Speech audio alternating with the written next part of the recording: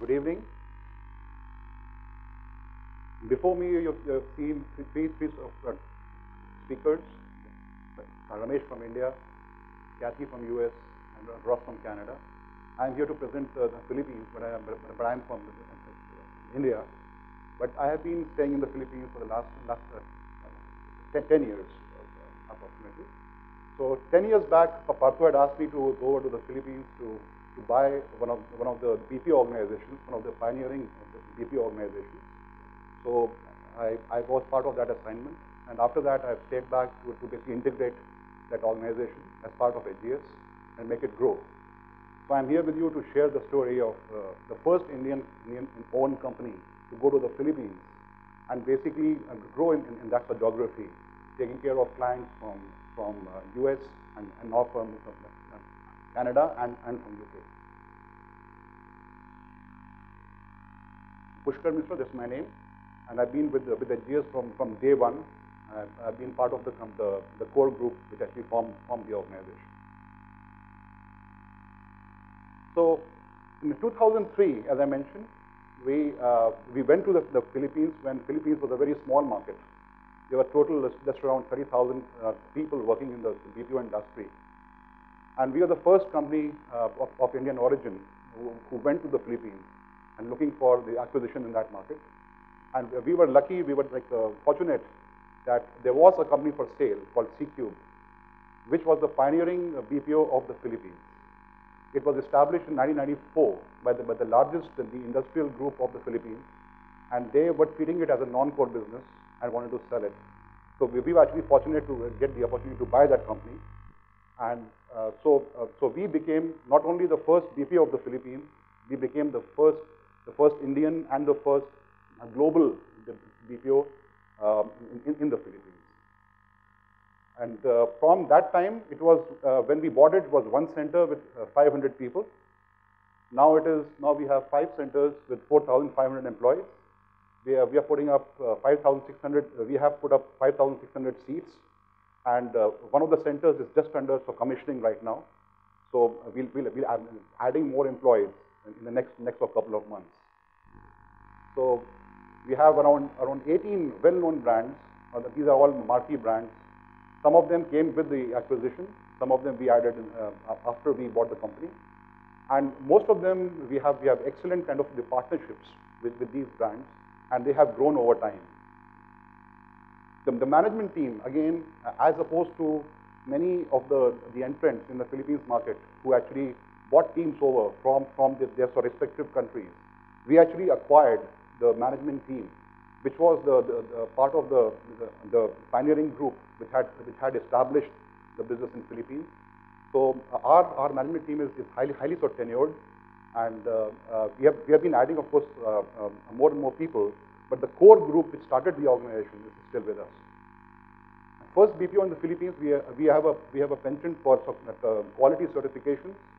So as you can see, practically every certification, and we are the only BPO in the Philippines to have this on the entire range of the ISO certifications, as well as the healthcare related certifications, and the latest being the URAC, which is again the clinical in the clinical space, and the ESCM, of course, which Ramesh had mentioned, which spans the enterprise. And we are reputed in the Philippines market as innovative, because many of our projects have been done for the first time in the Philippines, and also a very sort of employee-centric organization. So our people are very happy. Many people who have left us, they have actually sort of come back to us, working for us.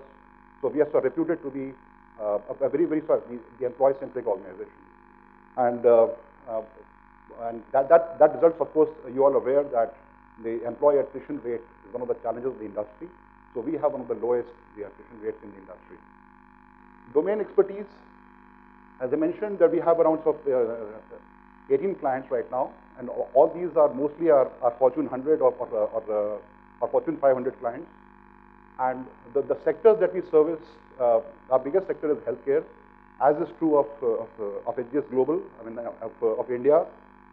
We also are heavily focused on healthcare, and we provide specialized services to US-based clients and we have 4 of the top 10, where we actually provide member services as well as take calls from the hospitals and the providers who are calling on behalf of the patients.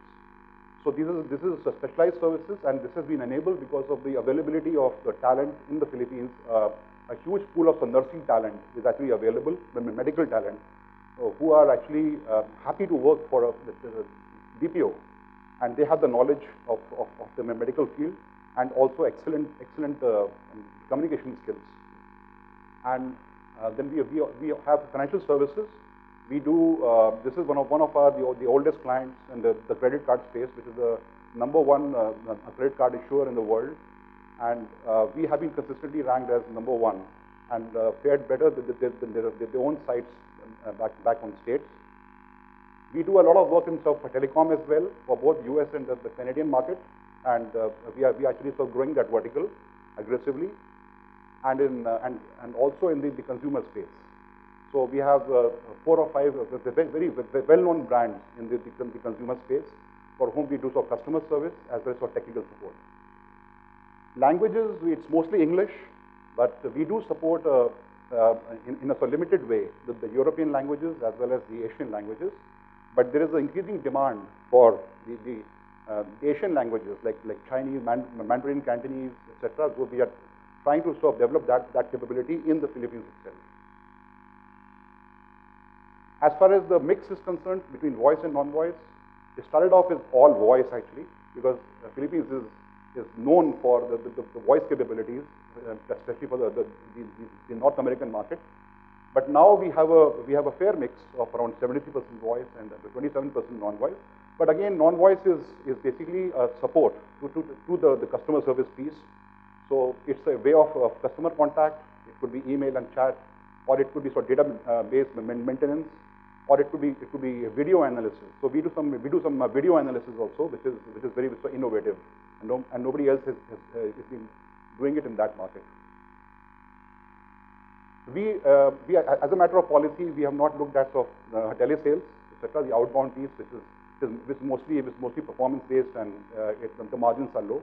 We are focused on the high value, the customer service piece for the high end customers, and are driven by people and the analytics that we put in place. Due to confidentiality reasons, not being able to name the clients, but all these clients feature in the Fortune 100 or the Fortune 500. On the left, you see the healthcare clients, and we do a host of services, which actually Ramesh had explained some of them. But we take calls, as I mentioned, from the members and providers, as well as take care of their correspondence work. And the unique thing is that we have gone up the value chain, and instead of clients coming to us and floating the RFPs and looking for a partner, we have now started partnering with the client upfront in actually creating models which we believe will work better. So it's become an advisory role for us also in the beginning to advise the clients that what is possible to be offshored, what is possible to be outsourced, and how we can jointly work to actually develop a value-added package which can serve the clients better. So it has moved a long way from 10 years back or 5 years back, where it used to be a client-vendor kind of relationship, and it's matured into a true partnership, where we go back proactively to the client and tell them that, look, you can save cost, you can save more cost and add more value if you do things like this. So because of that, we have added a lot of new lines of business to the portfolio, and we are in that respect going up the value chain. As a result of the achievements and successes that our people have achieved, our management team and the frontline agents, we have been awarded. We have a host of the awards in the Philippines. They're probably one of the most awarded organizations in the Philippines. First, of course, they are the quality certifications. We are the only one which has the entire gamut. The other one is the client's own audits. So those are sometimes far more stringent than the third-party audits. So we have a consistent record in actually achieving or overachieving the certifications and the success in the audits. The The client, the oldest client we have has been with us for 12 years, the world's best known credit card issuer, and they have awarded us the most strategic partner status, which means that, I mean, they have a spectrum that a vendor enters as an outsourced vendor, then it becomes a preferred vendor, then it becomes a core service provider, and only then it moves into the spectrum of the most strategic partner.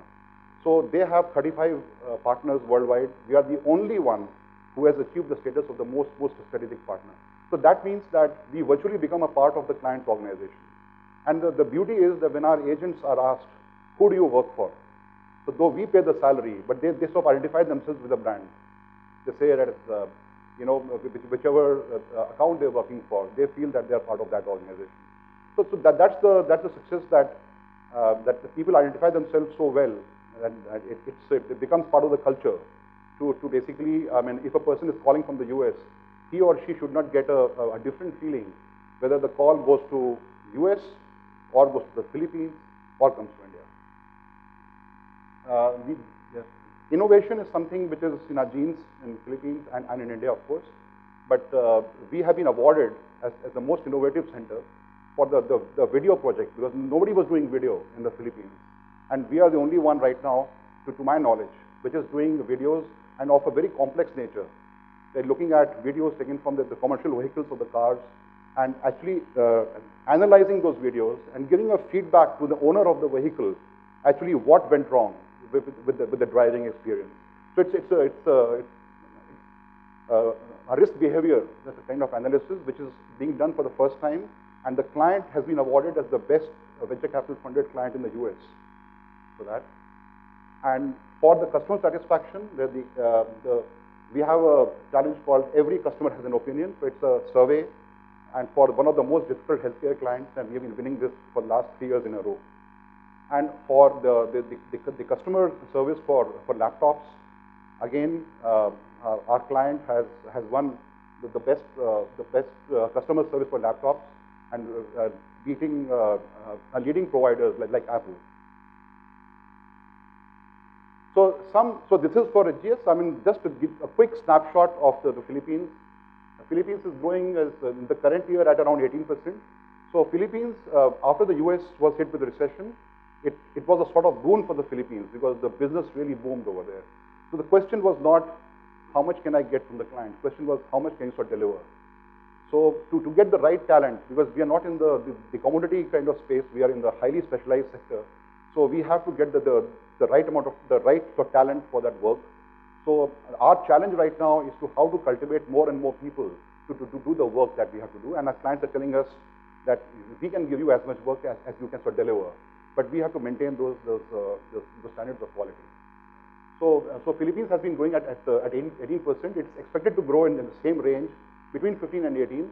And the FY 2016 projection is at around almost close to 1 million actually. So it says 915, but this is a few months old. The latest I've been hearing is that Philippines is going to cross the 1 million mark.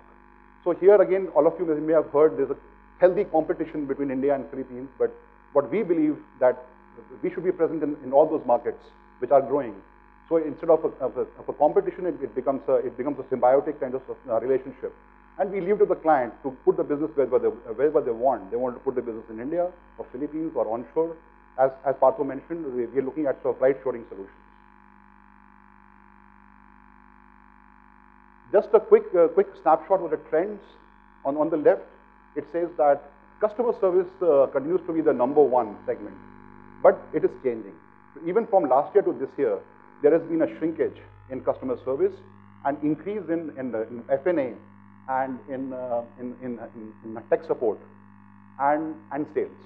Again, this is not pure sort of telesales. This is the inbound sales. After servicing the customer, you ask them, you want to buy something. So it's like an value-add sales.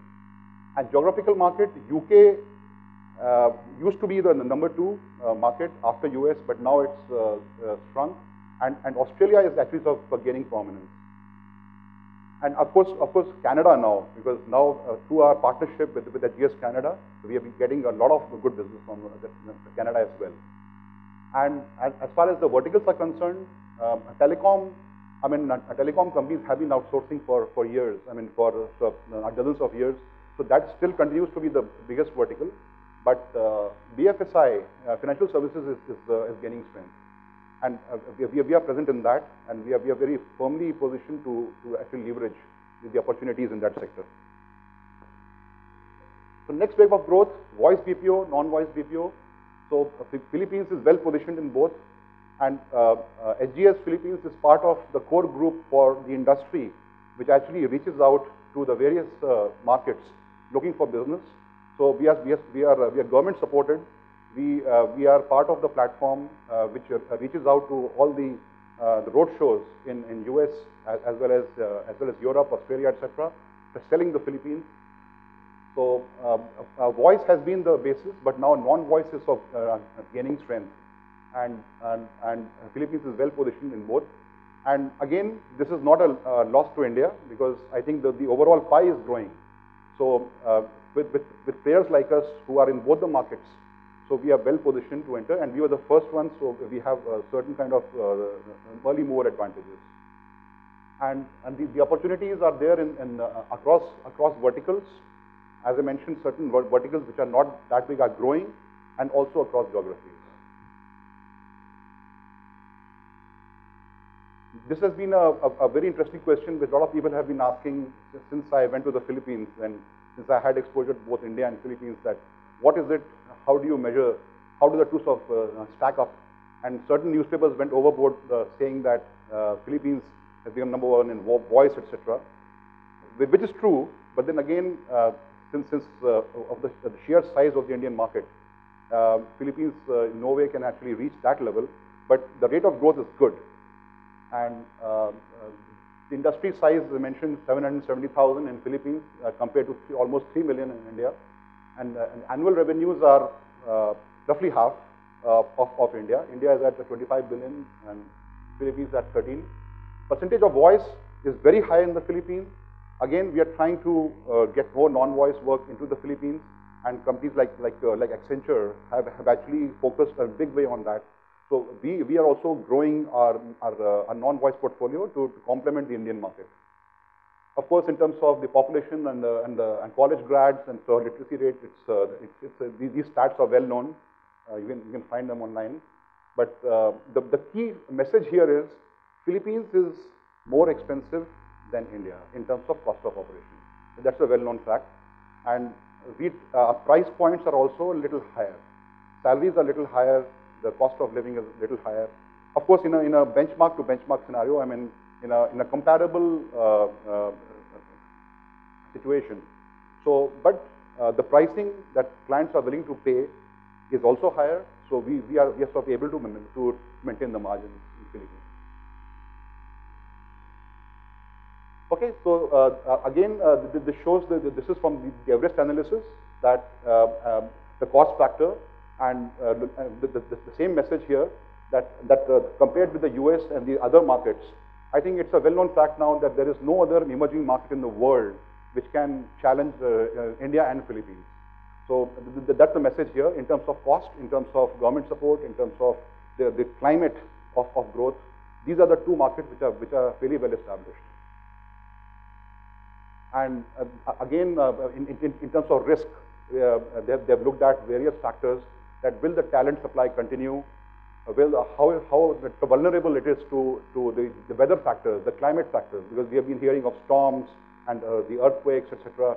But again, if you see those factors and put them all in a weighted average kind of scenario, India and Philippines are the best still in the world market. No other market is right now emerging in a way which can challenge so significantly these two markets. And last, this is a tourism scenario there. The slogan, it's more fun in the Philippines. That's one reason that people go there, because there are a lot of islands and beaches and fun, and so I think that's also one reason that why there's a lot of business going in there. Thank you very much. We will be back again towards the end to take any questions.